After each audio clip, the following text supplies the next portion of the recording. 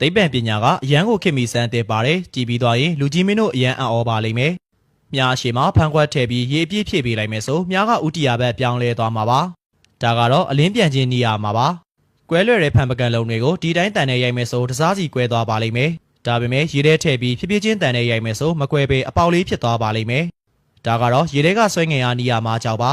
မိကျစ်ဆန်ဘူးတွေကစာရွက်ကိုမိရှို့ပေးလိုက်ရင်စီတွေကြံခဲ့ပါလိမ့်မယ်အဲ့ဒီစီတွေကိုလက်မပုတ်ကြည့်လိုက်မယ်ဆိုအဖြူရောင်ငွေတွေထွက်လာပါလိမ့်မယ်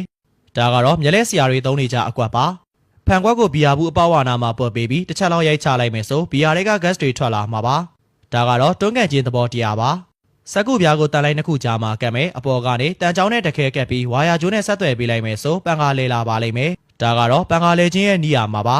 ပင်မောင်ဘောလုံးကိုရေပြည့်ထည့်ထားတဲ့ရေဘူးအပေါ်မှာတင်ပေးလိုက်ပြီးမှောက်ချလိုက်မယ်ဆိုရင်တော့ပင်မောင်ဘောလုံးကပြုတ်ကျမှာမဟုတ်ပဲတည်ရှိနေမှာပါသွားကြထိုးရန်တွေကိုချိုးပြီးတော့ဗီဒီယိုတွေကအတိုင်းထားလိုက်မယ်ပြီးတဲ့အခါရေစက်လေးချပေးလိုက်မယ်ဆိုရင်တော့သွားကြထိုးရန်ကကျဲပုံစံလေးပြောင်းလဲသွားမှာပါ